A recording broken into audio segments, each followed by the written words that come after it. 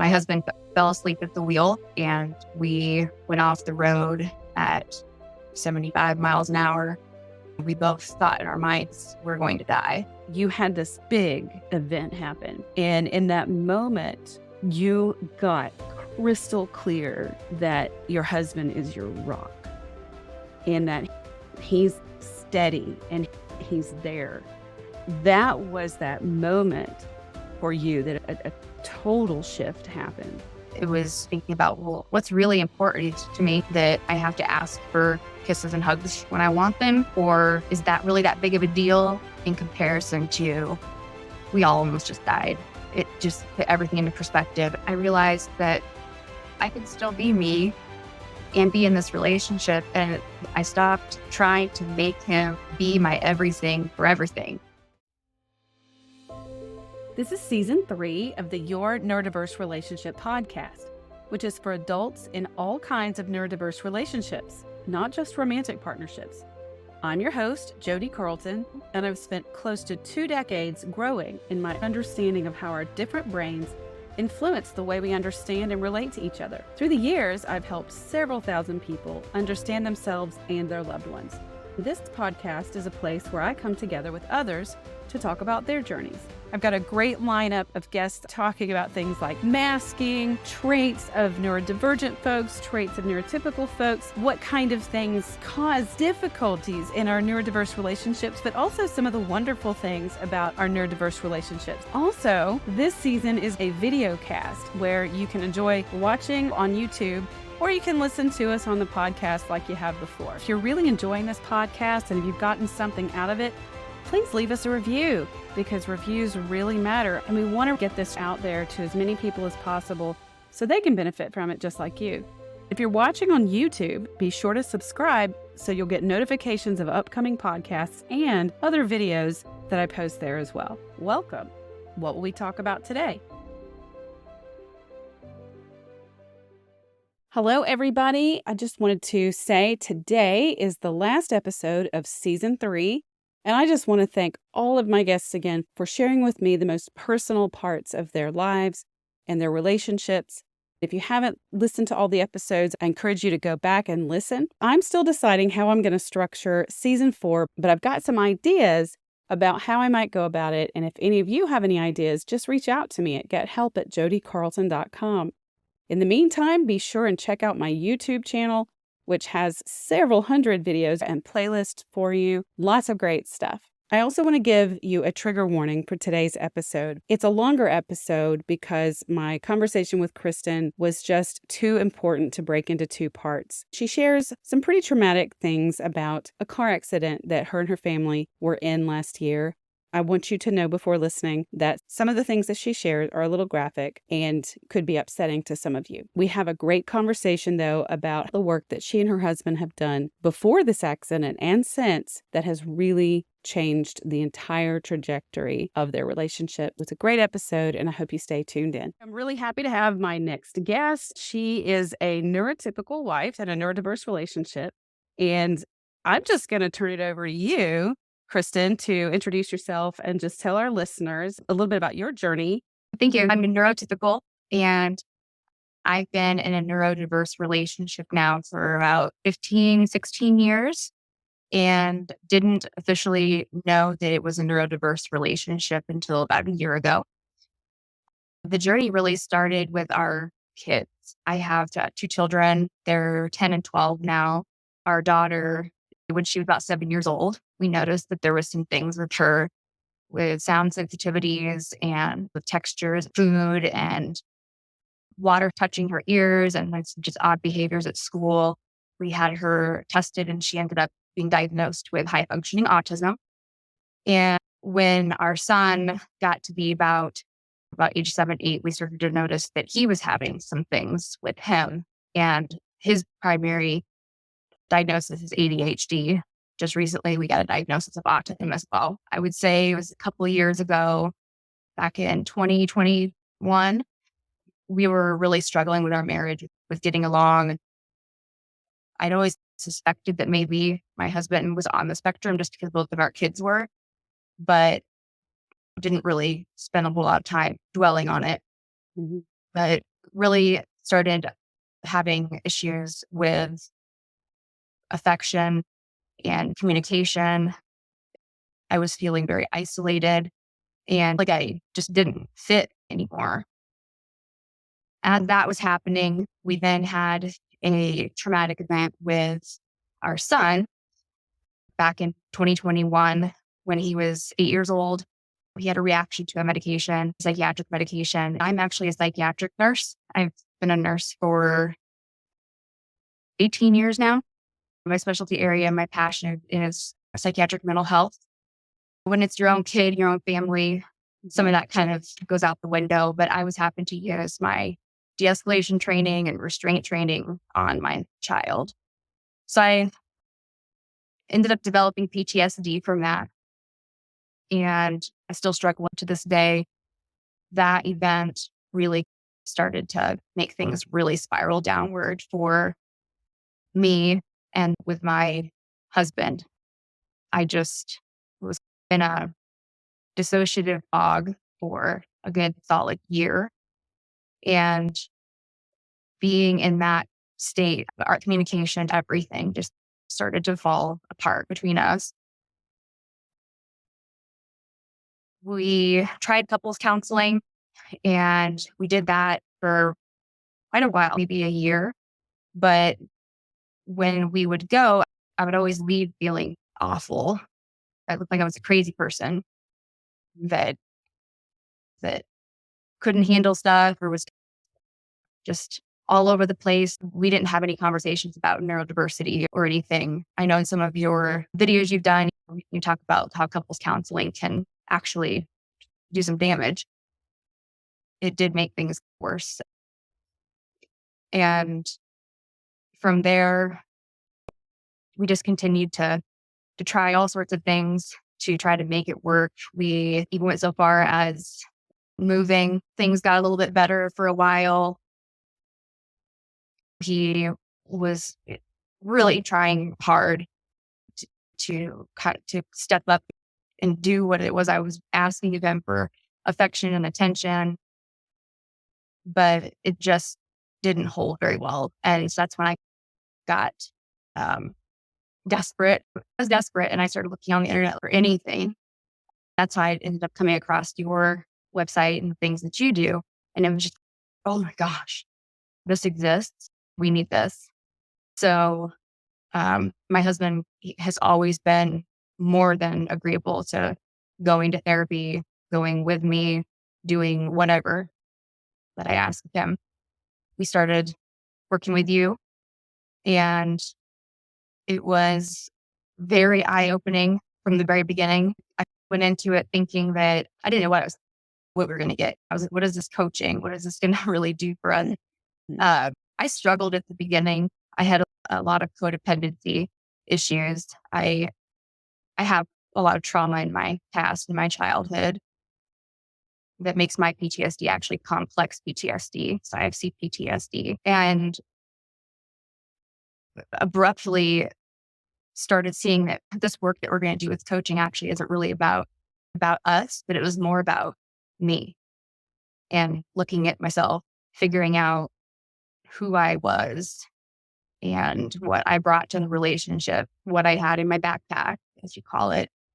My husband had his backpack too. It was, I think it would be maybe about 2 months or so before we started working with you that we actually had him tested for autism, and he did show as being on the spectrum. I know that report was very hard for him to read. It was hard for me to read even because I just felt such deep empathy doing what I do as a psychiatric nurse. I just can't imagine having that at this age put right in front of your face. And he went through, I would say, a little bit of a depression almost after that. When we came to you, he had to start looking at himself. And we really struggled the first couple months with it.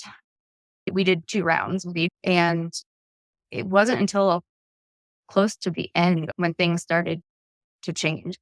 It was because through all the conversations that we'd had and spent so much time hashing out, nitpicking over these little things that were going on in our home where I would be cleaning and he didn't like how I cleaned. There were certain sounds that I would make or behaviors I would do that would trigger him and make him feel anxious. All that kind of came out in the coaching, and we both just became a lot more self-aware of what was happening.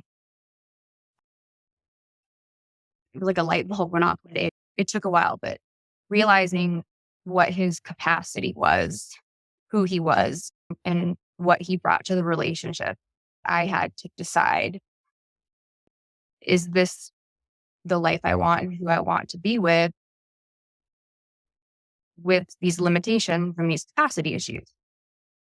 We were very close to divorce. I had even gone and met with a lawyer and had gotten the paperwork to file because I was just desperate for things to change. It was very isolating in a neurodiverse relationship if you don't know how to communicate. Those expectations of what a neurotypical relationship would look like are really different than what that neurodiverse relationship looks like. And I know you've shared with me quite a bit what your husband does actually bring to the relationship as well. It looks really different than what you had expected a neurotypical relationship should look like.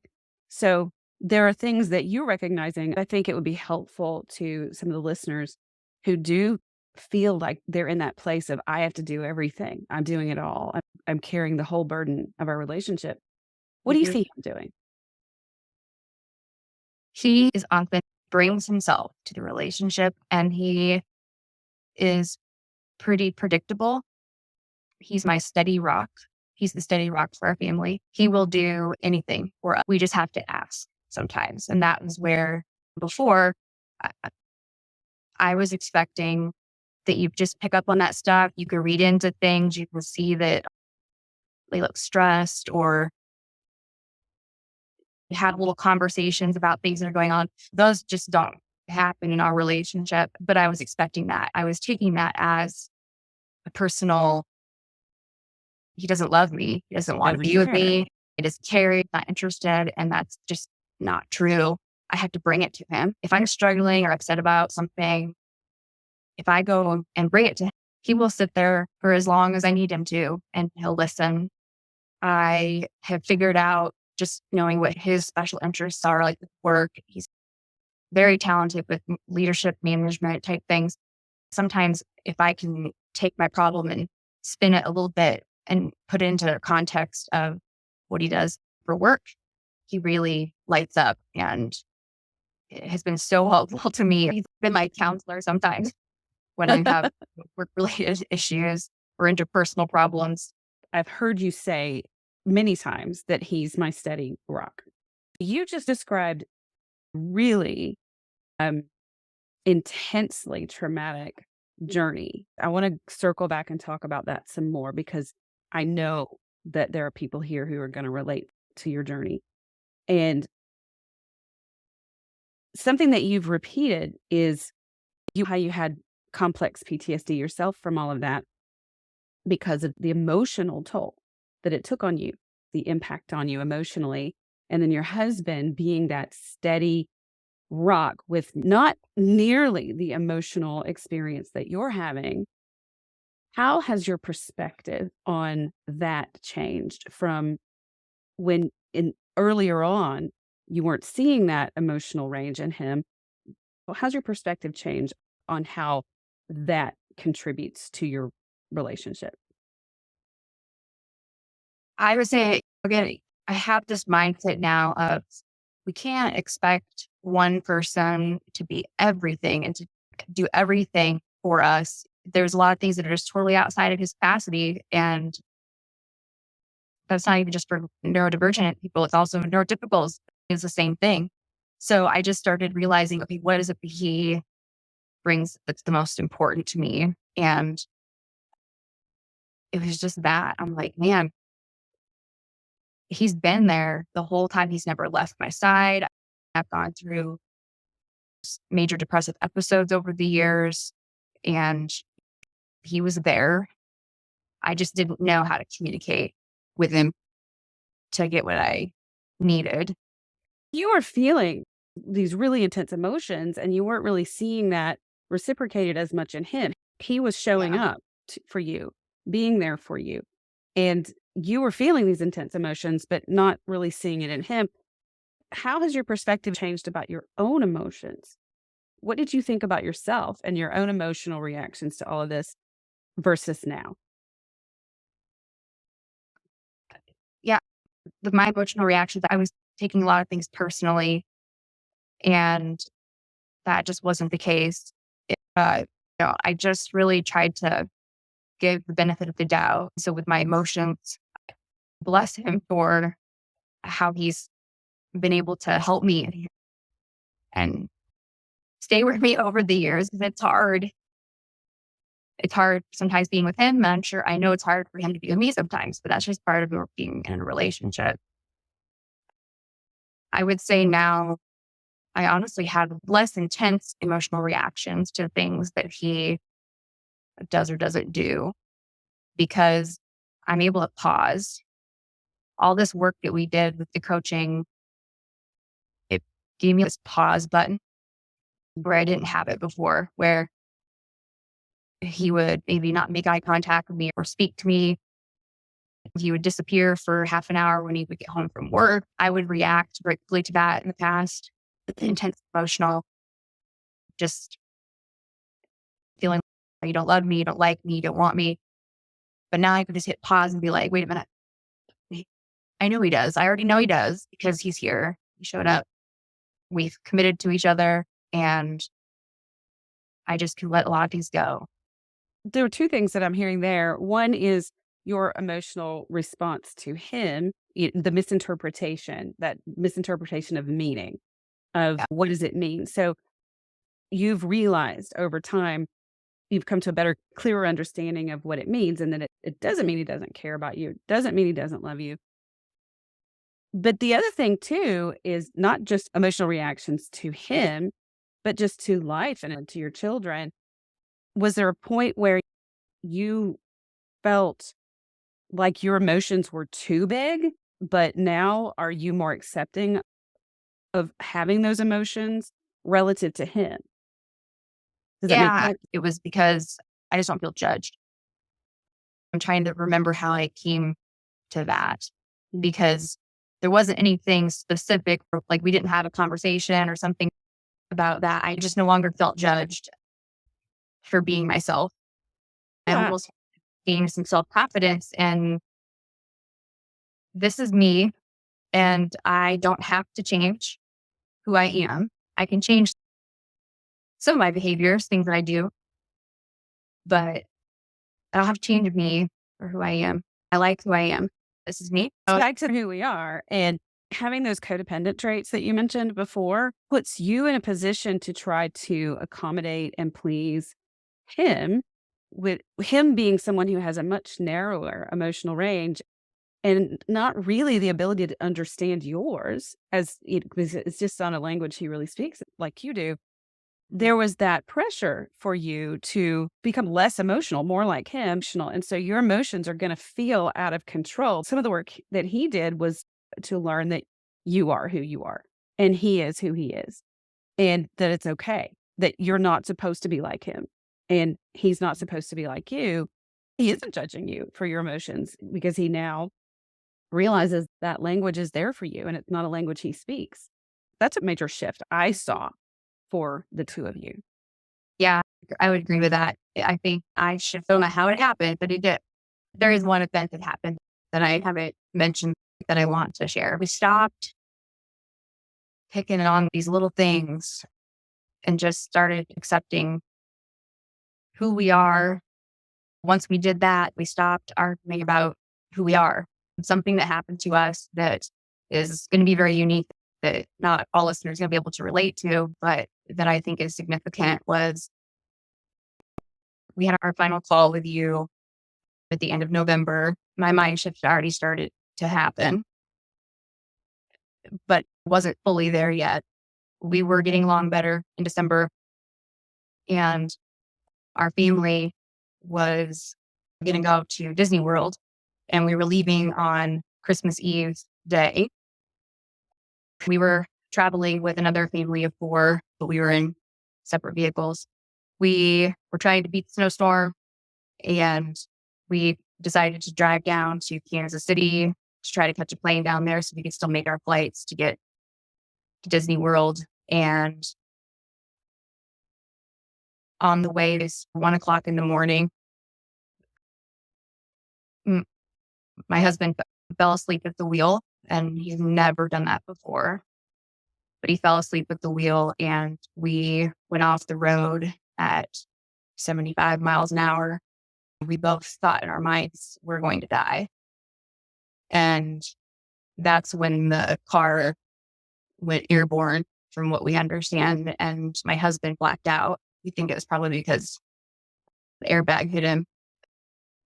But our Wagoneer went into the air, rolled several times, and somehow miraculously went under the bridge without hitting each other.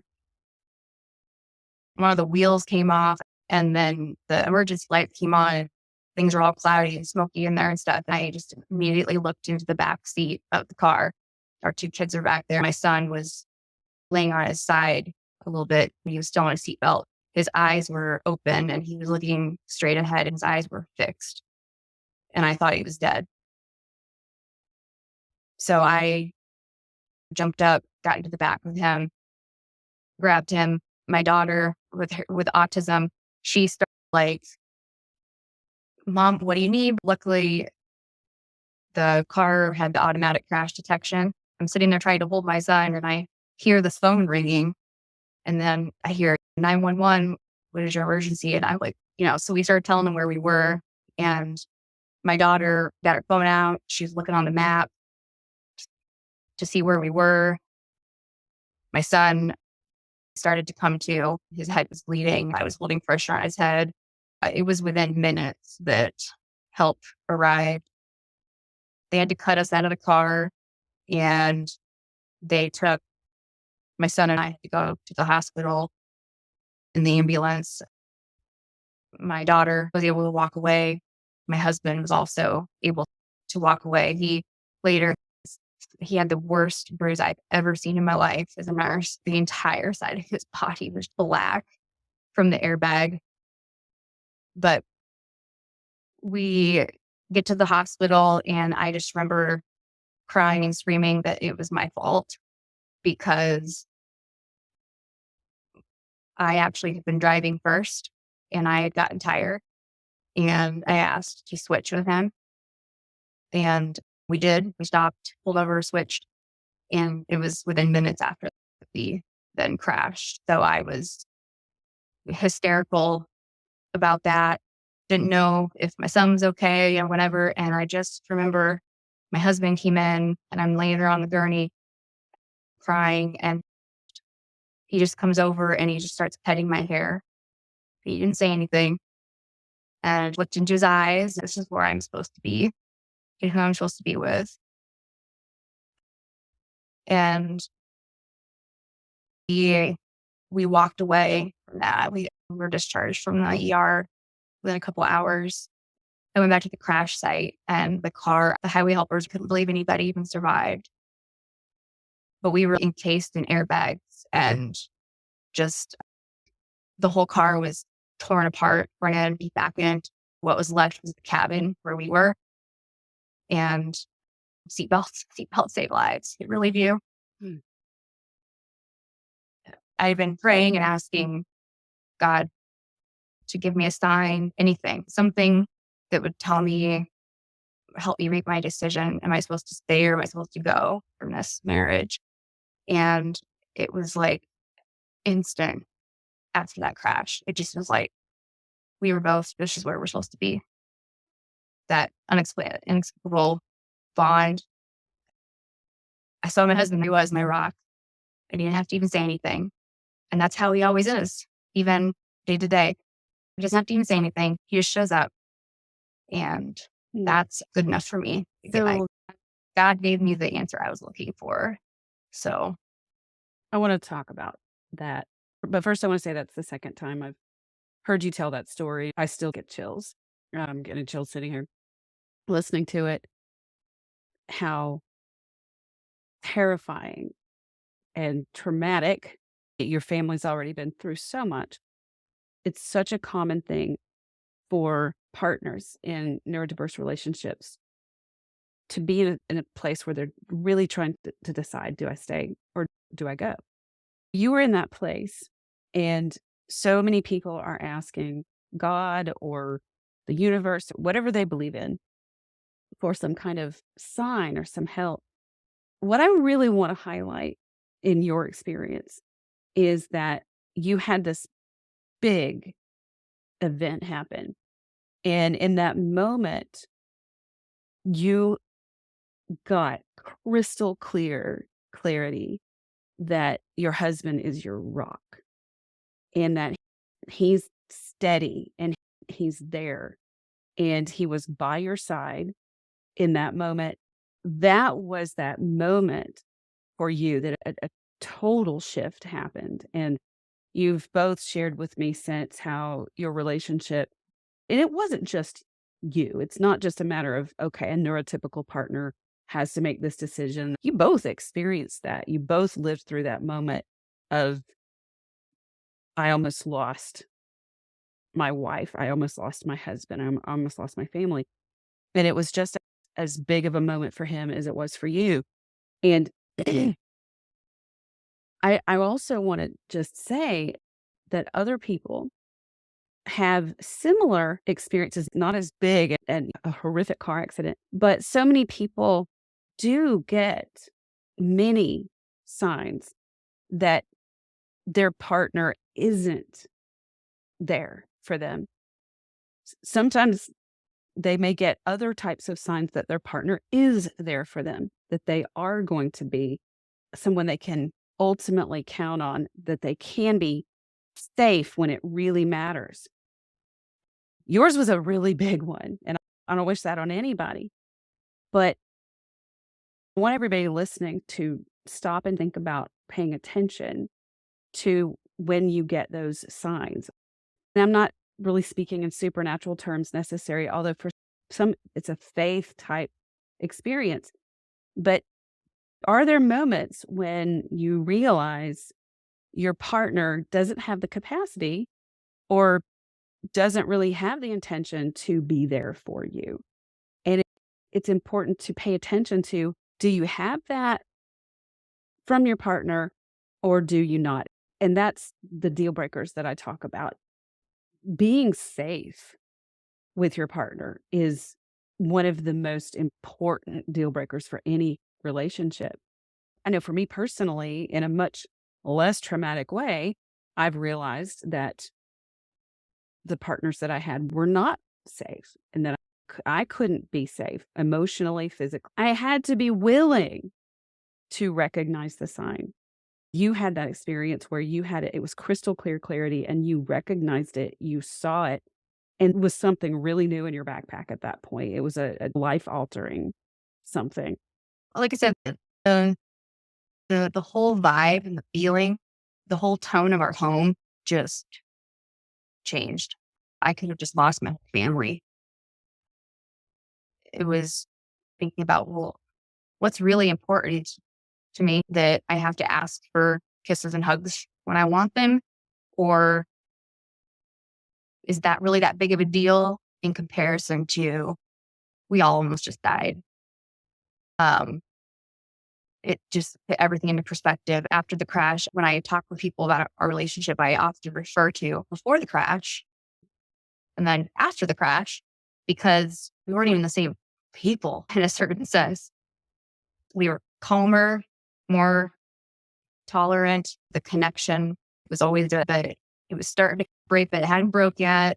It just came back. The experience that we had together with the crash and stuff, it just sealed it. The effect that it had on us were very different, which was really interesting. My husband was able to just move on. I was worried that he was going to internalize it. That's one of the things about how he is on the spectrum. He just doesn't dwell on things. That inspires me to try to also not dwell on things. We started getting along better with our kids, just everything. It was like it erased everything and just we started over, clean slate. Can I jump in and Yeah. respond to what you just said about the petty things? That's part of what I help people realize with the whole 2 or 10 scale and what really is important to me at a level of deal breaker and what really does impact my life to the level that it's a deal breaker. What happens in a relationship over time that's really struggling and doesn't have the framework of neurodiversity, it has codependency and just a lot of factors and variables that are causing trouble for a couple is those little things really snowball. And when they just become really big things, it's a huge ball of little things that are now just massive. But when you reset like you guys did, and you get to that point where you're like, wait a minute, our lives matter. My family matters. Those are the things that matter to me. That's the point which you can say, okay, I can let this go. I thought that it mattered to me that my husband spontaneously kisses me and hugs me without me having to ask. I thought that's the way I felt love. But now I can realize that if I have to ask for it and he still does it, or that's his way of loving me, or that he does other things to love me. And it gives you a totally different perspective. It's really important to be able to figure out what are the actual deal breakers and what things can we let go. I think I said to you guys, because I noticed this when you did meet with me the last time or two, that you were now living your lives and experiencing your relationship as you were just doing life. There was not a whole lot of focus on the relationship anymore. There was not a lot of conversation anymore about the relationship. I think I told you that a healthy relationship just lives. You live together, you do life together, and a healthy relationship doesn't spend a lot of time talking about the relationship. When you get to that point where you're doing life instead of talking about it, then you've really made huge progress. I see you guys have gotten to that point pretty quickly too. So once you got there, once you hit that moment, it was a pretty quick turnaround, wouldn't you say? Yeah, it really was. We're human. We are all doing things that are making things worse sometimes. If I can't change him, I don't want to spend all this time trying to change him. That's what was making me so upset was just this constant, I got to change him, but he's not changing for me. And the reality was that he can't change a lot of that here. And um, this thing that I'm not happy about just doesn't matter in comparison to that. The change was quick, but at first I was like, is this going to stick? Is this for real? And I could tell within a couple weeks that it was real because there are some little things that I looked back and I was like, man, he really did change some stuff and did things for me. I was looking at some real surface level stuff, like give me more kisses and give me more affection and pay more attention to me. I wanted to move. We needed to get out of that old environment. And, uh, for him, finances and stuff were one of his special interests. He's very good at it. For him to bend like that and sell our house and do all that for us was how he shows his love. Before you had this shift in mindset about your husband, you weren't able to clearly recognize the things he was doing in your marriage. And now that perspective has shifted and you're able to see more clearly things that he had already done and ways that he was showing up. You said, I've realized I can't change my husband. So what can I change about me? It's a question that comes up a good bit. And then I also get a lot of really frustrated neurotypical partners that feel like, why do I have to be the one to change me? Why do I have to give up myself? Why do I have to give up my needs? That's not fair. What would your advice be to those people? What does that mean to you now? Do you feel like you've given up yourself, that you've given up your needs? What are your thoughts there? No, I don't feel like I've given up my needs. I realized that the only person I can control is myself. I can't control him and I can't control other people. When we feel like we're losing control, that's what gets us really upset. I was in a constant state of feeling like I couldn't control him. Once I stopped thinking like that and started thinking about what can I do for myself, I realized and there's a lot of things I can do that he's been letting me do. And I don't mean letting as in any permission. I love to travel. I love to go visit my friend in Florida, go to Jamaica for a few days with friends, go to concerts and stuff. And since the very beginning of our relationship, I went off and did those things. And he would he'd be here at the house and he'd be taking care of the kids while I was gone. I realized that I could still be me and be in this relationship. And I stopped trying to make him be my everything for everything. There's things that I can do for myself. I can be independent and autonomous. The things that I get from our relationship and our marriage together as a package makes me feel whole. A lot of what you're talking about is that fulfillment, the ability to be fulfilled and to feel fulfilled in other ways. A lot of people go into marriage and it's because of what's sold to us by society and our families and our culture, Hollywood. We go into marriages with these beliefs and expectations that our partner is supposed to be everything to us. They're supposed to be the best friend. They're supposed to be the lover. They're supposed to be the travel partner, the fun partner, the parent partner, everything. And not that they're not parent partners, but sometimes I know for me, it's better for me to go to my other moms, my friends that are moms to get advice on parenting and to get help with how do I handle this situation. Sometimes dads, no offense to you dudes out there, but sometimes that's where other people can meet those needs. I'm constantly telling neurotypical women, your husband is not your girlfriend. Your husband can't be your girlfriend. And whether they're a neurotypical, even my neurodivergent women, I'll tell them, your neurotypical husband still isn't your girlfriend. Once we realize we can let go of some of those shoulds of my partner should be the one that does all these things with me, then we open the door for us to actually truly be fulfilled in other ways and to be fulfilled in our marriage too, but also other ways. I have another client who's just gotten back this week from India. She went with a girlfriend and did this retreat there. And it was a big deal for her because that's the kind of thing that she would have never done without her husband.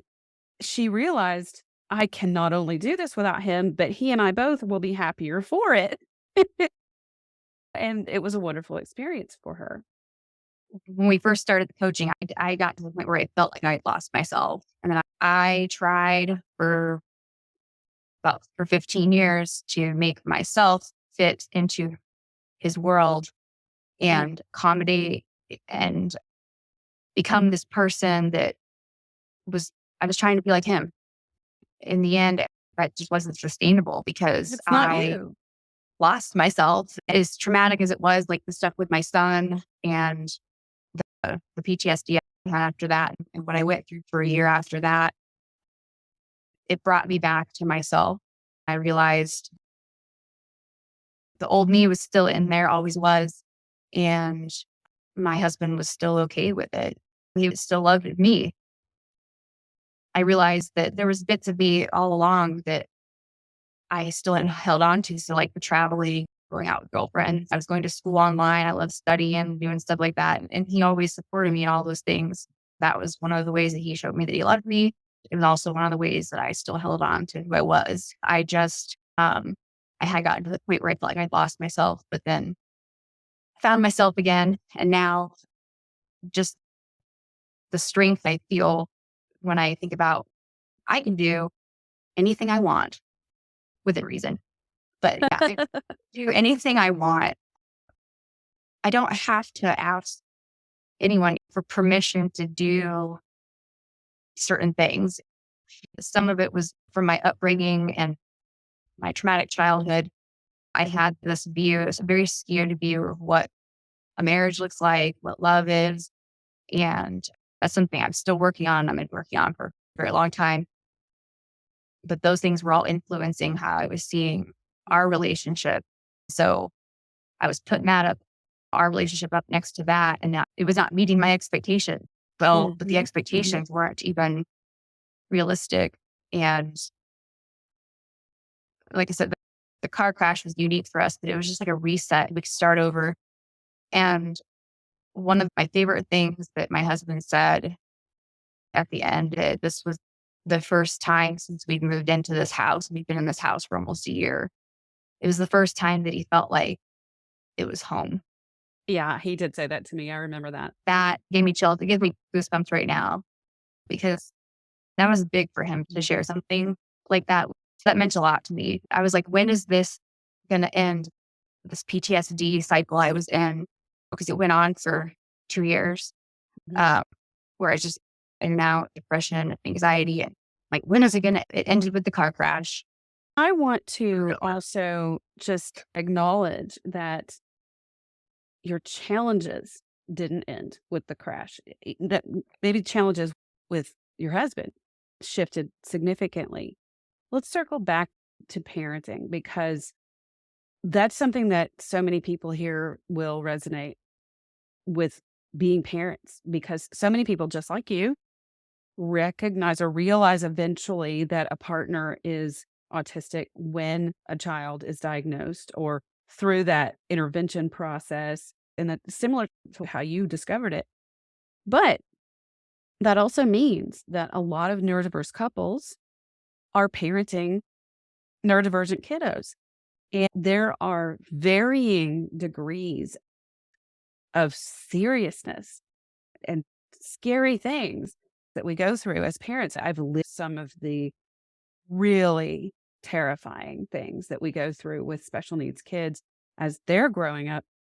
A lot of people don't like the functioning labels, the level 1, level 2, level 3, mild, moderate, and severe. But really, those labels are about ability to function in society and not needing care. And so a lot of autistic children grow up and they're able to function in society, have jobs, get married, have children, but they're still autistic and they still have autistic traits and characteristics. Then they're having children. As level 1 adults, they've also developed ways to cope in society.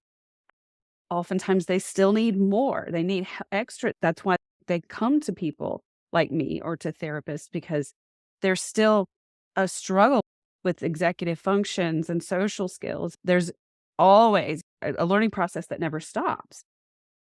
But let's talk about the children because they're still young and they haven't developed, they're still working on those coping skills and they're raw. They've got sensory challenges and emotional regulation challenges. Parenting a child who's autistic is extremely stressful. And then doing that in a neurodiverse marriage is also stressful.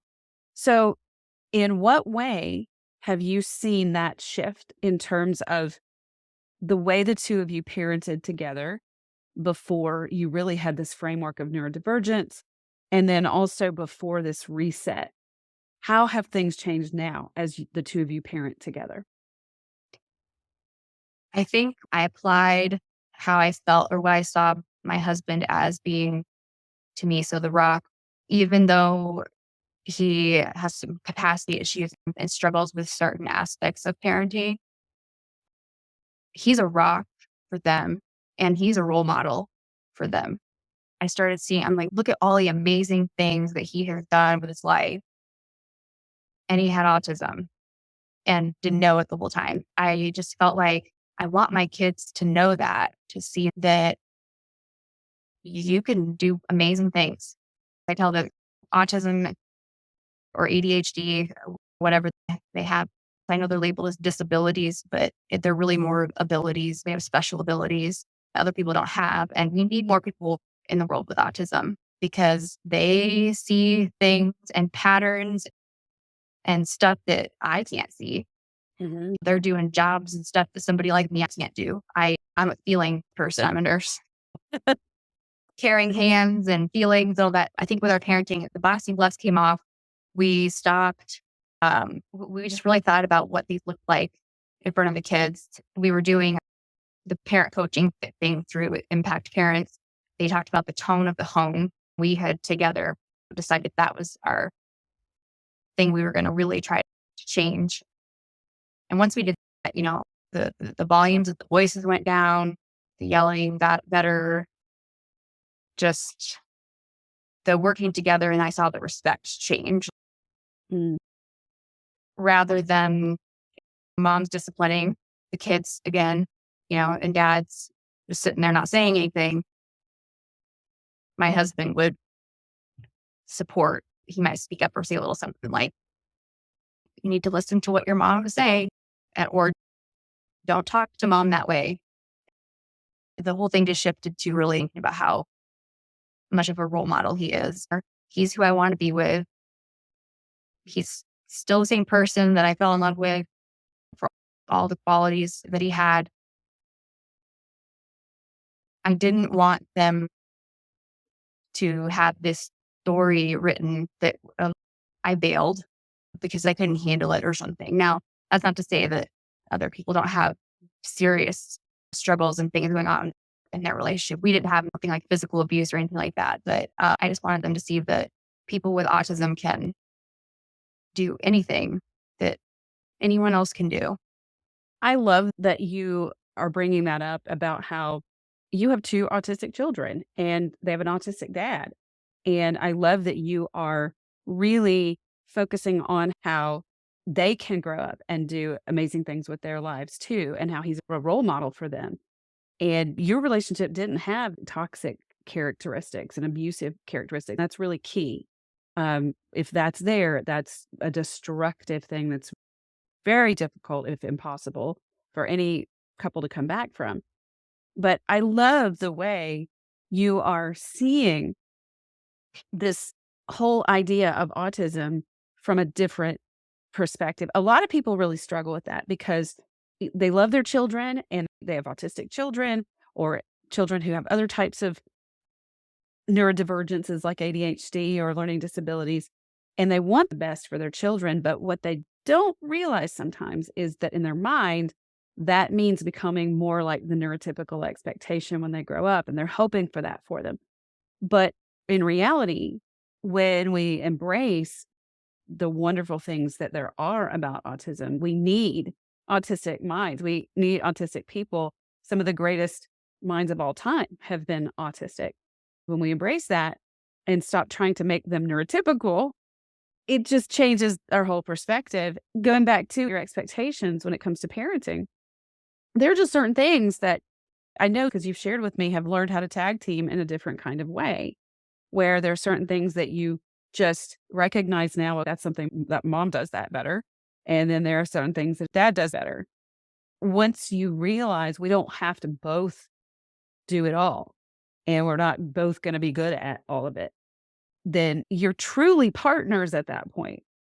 You said it perfectly. Up until before the crash, everything was, it's all or nothing. If I'm doing this, you're supposed to be doing this too. We do Yeah. it together. That's not realistic. I started to see the discomfort and the pain that it would cause him sometimes.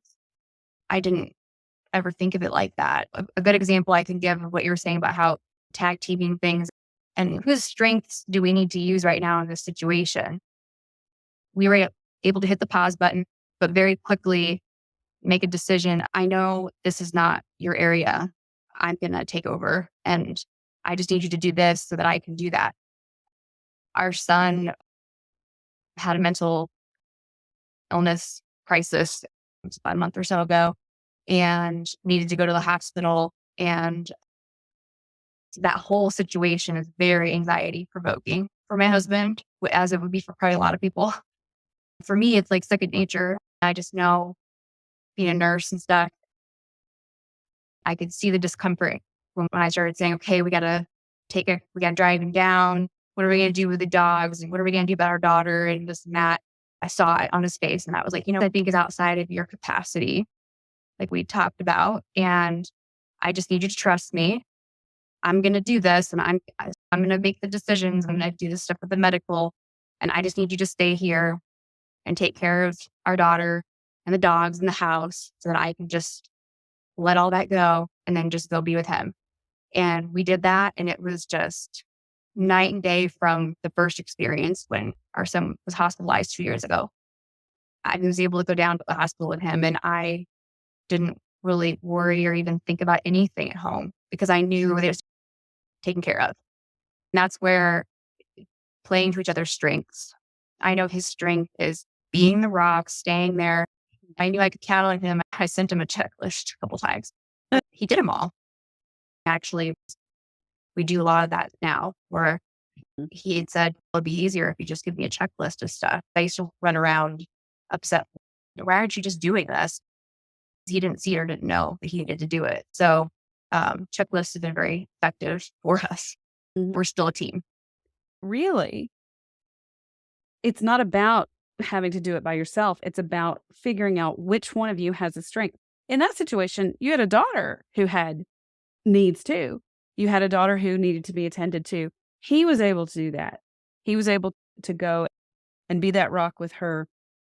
Whereas you were able to say, you know what, I got this. And the other thing I want to point out, you mentioned, we were talking earlier about you don't feel judged for your emotions. I also see that you don't judge him anymore for his abilities or inability. If he doesn't have a strength in a certain area, you're accepting more of it. This is not your strength, it's mine. You go do what you do well, and I'll do what I do well. It's opening the door for you both to feel more confident in the partnership that you have. And that is such a beautiful thing. I think that's such an important thing for listeners to hear, both neurotypical and neurodivergent, because my neurodivergent folks, a lot of times, they struggle with recognizing that their partner is who they are, that their neurotypical partner does have certain abilities, empathic even abilities. Some neurodivergent folks have empathy. Some struggle with recognizing what's happening for another person and what needs to happen. Like you even said with the checklist, that's not about empathy, but sometimes it's just about an executive function is the ability to sometimes recognize what needs to be done. And there's a willingness to do it, but a difficulty in recognizing what it is. I hear them say to me, I feel criticized when my partner gives me a list. And then a neurotypical partner will say, I shouldn't have to give him a list. When in reality, if one of you sees what needs to be done and the other one's like, okay, yeah, I can do that, there's no criticism. It's just teamwork. You guys have figured that out. I had made checklists for our kids in the mornings. The mornings are total chaos. The checklist really helped keep them on track. They still needed a lot of support, but it at least helped them feel like they were a little bit more autonomous. And our brains like to dwell on negative things over positive. And once I stopped doing so much negative thinking and was looking at the positive, I was just like, so what if I have to take an extra 5 minutes to make a checklist for him? It's all going to get done. I want to just thank you for being on the show. And before we go, is there anything, any last minute words of wisdom or thoughts or anything that you've forgotten to say that you want to share with everybody? I guess I would say don't give up. Really look at yourself and stop looking so much at your partner for a little while. Look at yourself and just figure out, who am I? What do I bring to the relationship? What can I change about myself that I have control over that could make things better? And once you do a lot of the work on yourself, then if you're still not happy or feeling fulfilled, then it's okay to I'm have to glad.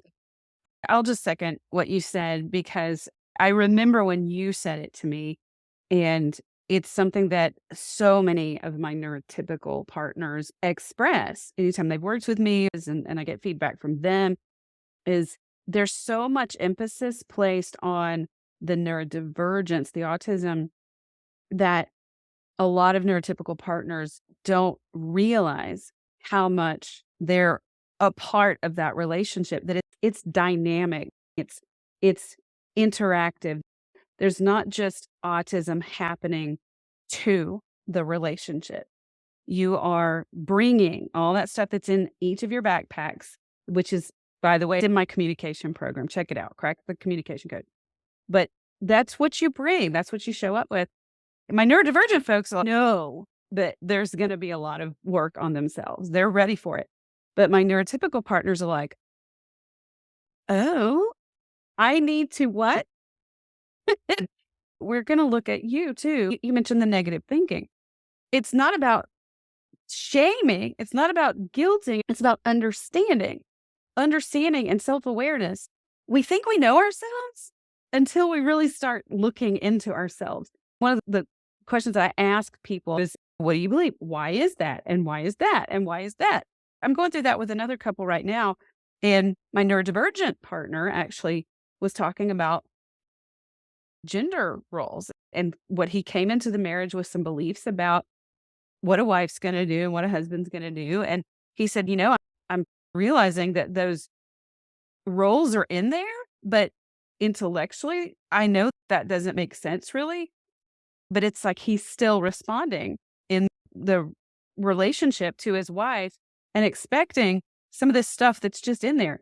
And he's realizing a lot of it came from his dad and other aspects of society. So we have to just get in there and start digging. And it takes both of you doing that. And it's so rewarding. And when you stop keeping score of, if I'm going to do this, you have to do it too.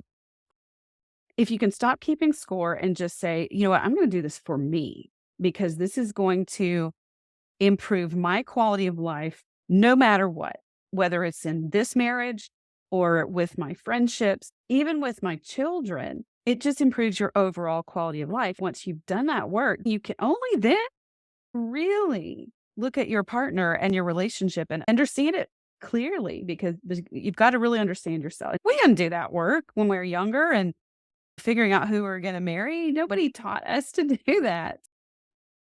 When you get to this point, it's an important thing to do. So thank you for sharing that. Another takeaway for listeners would be, we got to stop trying to fix autism. Yes. You fix autism, you can't fix or cure a lot of these things. We can still live a fulfilling life with autism. It's not a limitation. Yeah, it's a trait. It's neurological. We can't fix brown eyes. I guess we could pop in color, but we can't fix how tall I am. It's just who I am. It's problematic sometimes because you guys can't see me from here down, but I'm short, okay? And I can't reach the top shelf. And we can't fix that.